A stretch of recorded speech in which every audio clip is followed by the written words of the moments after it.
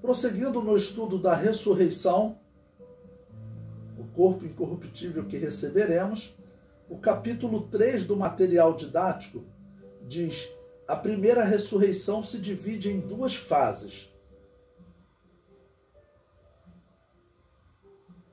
A primeira fase acontece no arrebatamento e participam todos os salvos, desde Abel até aquele que morreu segundos antes do arrebatamento. Bom, por que desde Abel?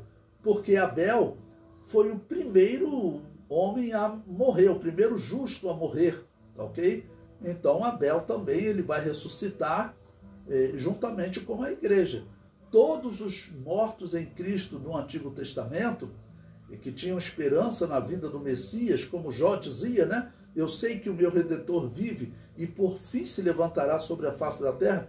Todos eles ressuscitarão no momento do arrebatamento da igreja. O comentário prossegue.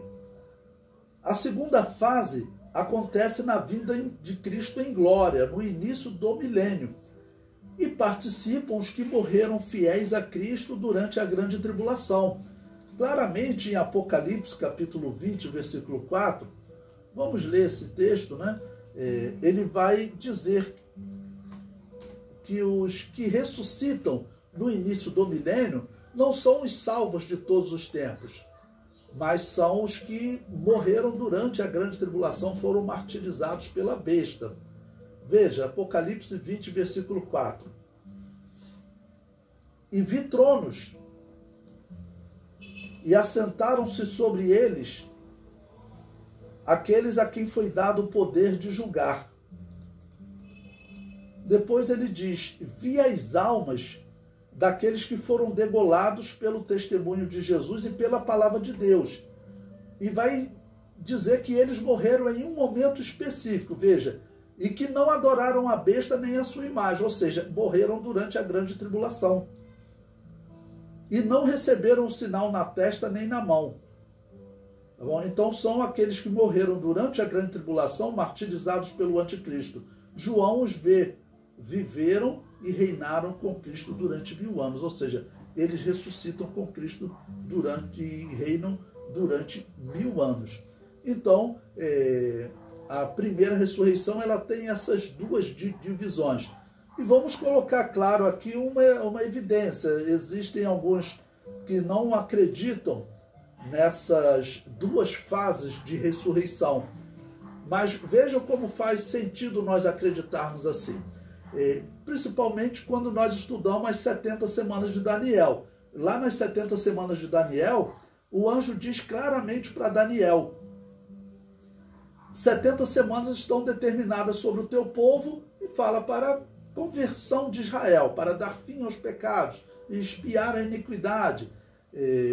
Mas diz que na semana 69 o Messias é tirado, ou seja, o Messias morre. E essa semana 69, 483 anos, se cumpriu na morte de Jesus, restando uma semana de 7 anos. Ou seja, a era da igreja, para começar, teve uma interrupção na contagem das 70 semanas. Então faz sentido você acreditar que para retomar a contagem das 70 semanas, se encerre a era da igreja. Olha, se vai encerrar a era da igreja, logo também faz sentido acreditar que a igreja é arrebatada. Então, esse é um dos princípios que as igrejas evangélicas defendem, que existem duas fases para a ressurreição.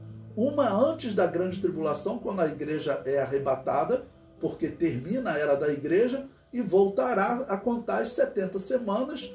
Então volta a uma era de Israel, volta àquela era de Israel, ok? E a segunda fase ocorre exatamente o versículo que nós lemos de Apocalipse, capítulo 20, versículo 4, ocorre no início do milênio, ou seja, 7 anos depois do arrebatamento da igreja. Os que morreram durante a grande tribulação ressuscitam no início do milênio. Claramente, os que ressuscitam ali no início do milênio foram os que morreram durante a grande tribulação, que não adoraram a besta. A besta, ela é liderada pelo anticristo. E ela terá o seu período exatamente de 7 anos, quando ela faz uma aliança com o mundo, quando ela faz uma aliança principalmente com Israel, mas com todas as nações. Então essas almas aqui não são os cristãos de todos os tempos, são os cristãos que morreram durante a grande tribulação.